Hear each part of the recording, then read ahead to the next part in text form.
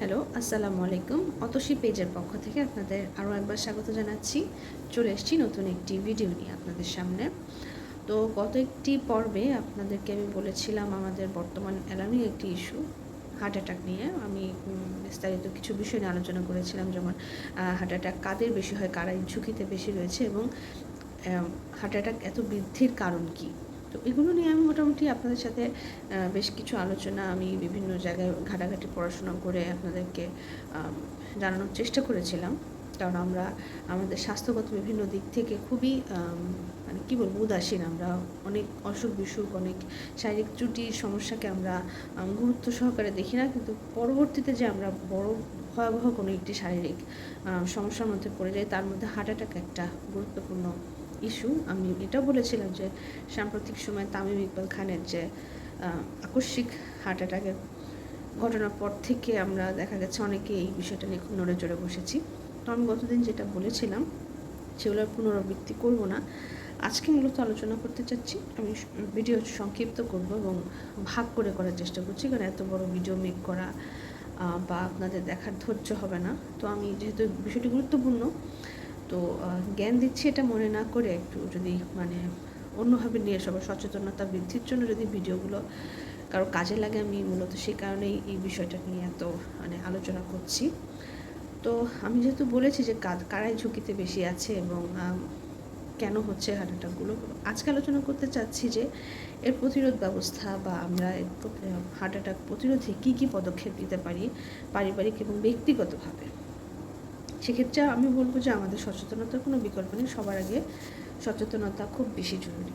তো আরেকটি বিষয় যেটি আছে যে আপনার যে লাইফস্টাইল সেটা টোটালি পরিবর্তন করতে হবে। আমরা যে জীবনযাপনে অভ্যস্ত, আমরা যদি বেপরোয়াভাবে জীবনযাপন করি, আমরা শরীরের বিষয়ে যদি কোনোভাবে সচেতন না হই, বা আমি যে লক্ষণগুলোর কথা বলেছিলাম হার্ট অ্যাটাকের, এই লক্ষণগুলো যদি টুকটাক কোনোভাবে আমাদের মধ্যে দেখা যায়, সেগুলো কখনো হেলাফেলা না করে অবশ্যই চিকিৎসকের পরামর্শ নেওয়া উচিত। এবং আমাদের যে বিষয়গুলো আমাদের বর্জন করা উচিত সেগুলো অবশ্যই মাথায় নিয়ে একটি ডিসিপ্লিন লাইফস্টাইলে অভ্যস্ত হওয়া উচিত। যেমন এরপরে যেটি গুরুত্বপূর্ণ একটি ব্যাপার আছে, সেটা হচ্ছে যে আমাদের শরীরকে অনেক বেশি সচল রাখতে হবে। আমরা তো দিন দিন নিজেদেরকে সব কিছু থেকে গুটিয়ে নেওয়ার চেষ্টা করি, বা কীভাবে পরিশ্রম কম করে জীবনে সফল হওয়া যায় কিংবা জীবনযাপন করা যায় সেই চেষ্টা করি, কিন্তু সেটা না করে অবশ্যই দৈনন্দিন আপনাদের হাঁটাহাঁটি এবং ব্যায়ামের অভ্যাসটা রাখতে হবে। সবার পক্ষে হয়তো ব্যায়াম করা সম্ভব না, জিম করা কিংবা ইনস্ট্রাক্টর বা কিংবা কোনোভাবে হয়তো ব্যায়াম করা সম্ভব না হলেও আপনি দেখবেন যে আপনার চিকিৎসকের পরামর্শ নিয়ে কিংবা আপনি ইন্টারনেটে এখন বিভিন্ন ফ্রি হ্যান্ড কিছু এক্সারসাইজ থাকে, সেগুলো করতে পারেন আপনি বাসায় বসে কিংবা কোনো নির্দিষ্ট পার্কে বা কোনো স্থানে। এছাড়া হাঁটাহাঁটির কোনো বিকল্প নেই। আমরা যদি বলা হয়ে থাকে, প্রত্যেকটা চিকিৎসা বিজ্ঞান কিংবা যে কোনো চিকিৎসকেরাই বলেন যে দিনে কমপক্ষে আপনার অসুস্থ হন কি না হন, আপনার দিনে কমপক্ষে 30 মিনিট হাঁটা উচিত। এবং যতটুকু শরীরের সহনশীলতার কথা ভেবে 30 থেকে 40 মিনিট হাঁটা আমাদের সবার জন্য খুবই জরুরি। যাদের হার্ট অ্যাটাকের ঝুঁকি আছে বা এ ধরনের ডাক্তার কোনো নির্দেশনা দিয়ে দিয়েছে, তাদের জন্য তো হাঁটাহাঁটির কোনো বিকল্প নেই। আরেকটি বিষয় আছে যে অ্যালকোহল কিংবা ধূমপান বলা হয়ে থাকে যে হার্ট অ্যাটাকের জন্য খুবই মানে ঝুঁকিপূর্ণ দুটি দিক। অ্যালকোহল আমাদের শরীরের সমস্ত অর্গ্যানগুলোকে ড্যামেজ করে দেয়, নষ্ট করে দেয় এবং কোনো কার্যকারিতাই আর থাকে না। হার্টে সবচেয়ে বেশি ইফেক্ট ফেলে অ্যালকোহল এবং ধূমপান। এবং এই জিনিসটা শুধু হার্ট অ্যাটাকের জন্য, আপনার যে কোনো শারীরিক সমস্যার জন্য এই দুটি অ্যালকোহল এবং ধূমপান খুবই ক্ষতিকর। এটা সবাই জানে, একটা ছোটো মানুষও বলবে।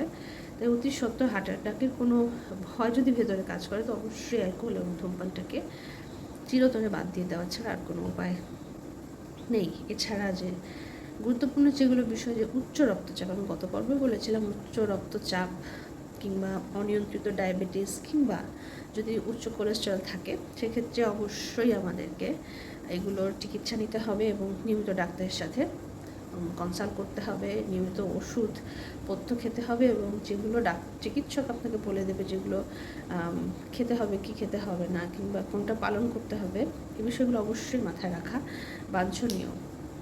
কোলেস্টেরল সমস্যা এখনকার দিনে আমরা হয়তো আগের দিনে মানুষরা এতটা কোলেস্টেরল নিয়ে কনসার্ন থাকতো না। তো এখন যেহেতু কোলেস্টেরল সমস্যা একটি বড় সমস্যা, সেক্ষেত্রে খাদ্যাভ্যাসে অনেকটা পরিবর্তন আনা উচিত সবারই। এছাড়া আরেকটা বিষয় আছে যে পারিবারিক ইতিহাস একটি গুরুত্বপূর্ণ বিষয়। আমাদের পরিবারে যদি কারোর হার্ট অ্যাটাকের বেশ কিছু ইতিহাস থাকে, হার্ট অ্যাটাকে আক্রান্ত হয়ে মৃত্যু কিংবা এক বা একাধিক বা হার্ট অ্যাটাকে আক্রান্ত হওয়া, সেক্ষেত্রে অবশ্যই আরও বেশি সচেতন থাকতে হবে এবং নিয়মিত চিকিৎসকের পরামর্শ নিতে হবে। আর বলা হয়ে থাকে, আমি বিভিন্ন জায়গায় দেখলাম যে পারিবারিক ইতিহাস যদি থাকে হার্ট অ্যাটাকে, সেক্ষেত্রে আপনার পরিবারের সদস্যদের 20 বছর পার হলেই নিয়মিত ডাক্তারের শরণাপন্ন হওয়া উচিত। প্রেশারটা মেপে দেখা, ডায়াবেটিসটা মেপে দেখা, বা এগুলো বেশি থাকলে এটা নিয়মিত চেক আপ করা, ওষুধ গ্রহণ করা, এগুলো খুবই জরুরি প্রয়োজনীয় বিষয়। এছাড়া আরেকটি বিষয় যেটা সবসময় বলা হচ্ছে সব রোগের ক্ষেত্রে বা মানুষের উন্নত জীবনযাপনের ক্ষেত্রে যেটা সবচেয়ে গুরুত্বপূর্ণ, সেটা হচ্ছে চাপমুক্ত থাকা। এটা বর্তমান দিনে খুব কঠিন কাজ, চাপমুক্ত থাকা। কারণ দিন যত এগোচ্ছে, দিন যত যাচ্ছে, আমরা তত আরও বেশি চাপে পড়ে যাই বিভিন্ন ইস্যুতে। মানে আমাদের মাথায় প্রচণ্ড চাপ। আমরা এই বিষয়গুলো নিয়ে একটু সচেতন হওয়া জরুরি। আমার মনে হয় যে কখনো হতে পারে সেটা সাংসারিক বিষয় কিংবা অফিসিয়াল কোনো ইস্যু, পড়াশোনার বিভিন্ন চাপ আমাদের মাথায়, ভবিষ্যৎ নিয়ে আমরা খুব চিন্তিত। তো এই চাপগুলো মাথায় যত নেওয়া হবে, রক্ত চলাচলের সমস্যা হবে, আমাদের ঘুমের সমস্যা হবে, খাদ্যাভ্যাসের সমস্যা হবে। সেক্ষেত্রে অবশ্যই এই বিষয়গুলো মেনে চলতে হবে। কোনোভাবে চাপ নেওয়া যাবে না। প্রয়োজনে মানসিক কোনো সমস্যা হলে অবশ্যই সেটা আমাদের শরীরেও পড়ে। সেক্ষেত্রে মানসিক কোনো সমস্যা হলে সেটা অবশ্যই চিকিৎসকের পরামর্শ নিতে হবে, প্রয়োজন মতো ঘুমাতে হবে এবং চিকিৎসকের শরণাপন্ন তো অবশ্যই হতে হবে। আর যেটা খাদ্যাভ্যাসের পরিবর্তনের কথা তো সবসময় বলা হয় যে সবারই সচেতন থাকা উচিত। অতিরিক্ত তেল চর্বি খাবার বা মশলা জাতীয় খাবার, এগুলো একেবারে পরিহার করতে হবে। কিংবা কখনো মনে করা যাবে না যে আমি খাচ্ছি, এতে আমাদের পরিবারে যেহেতু কারণ নেই, কিংবা আমি তো দিব্যি সুস্থ আছি, আমার হাই প্রেশার ডায়াবেটিস কিছু নেই, সেক্ষেত্রে আমি তো এগুলো খেতেই পারি। কিন্তু না, শরীরটা যতক্ষণ আপনার নিয়ন্ত্রণে আছে, আপনাকে চেষ্টা করতে হবে এটাকে আরও বেশি ফিট রাখার। ঠিকমতো ঘুমাতে হবে এবং অবশ্যই ফোন দেখার যে প্রবণতা আছে আমাদের মধ্যে, যে কারণে আমাদের এখন খাওয়া, ঘুম, কাজ সব কিছুতেই ব্যাঘাত ঘটে, সেই ব্যবহারটার প্রতিও কিছুটা লাগাম টেনে ধরতে হবে। তো এছাড়াও আমাদের তো সচেতনতার আগেও বলেছি কোনো বিকল্প নেই। সেক্ষেত্রে অবশ্যই এগুলো জিনিস মাথায় রাখতে হবে এবং যতক্ষণ সম্ভব প্রতিরোধমূলক ব্যবস্থা যদি নিজেরা নিতে পারি, এত বড় একটা অসুখ বা ডিজিজ বা একটা মহামারী যদি বলি, এই জিনিসটাকে অবশ্যই আমাদের মোকাবেলা করে চলা উচিত। তো আজকে আর কথা বাড়াবো না।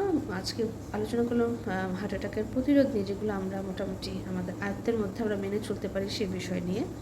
পরবর্তী ভিডিওতে নতুন কোনো বিষয়, হার্ট অ্যাটাকের নতুন কোনো একটি বিষয় নিয়ে আপনাদের সাথে আলোচনা করব।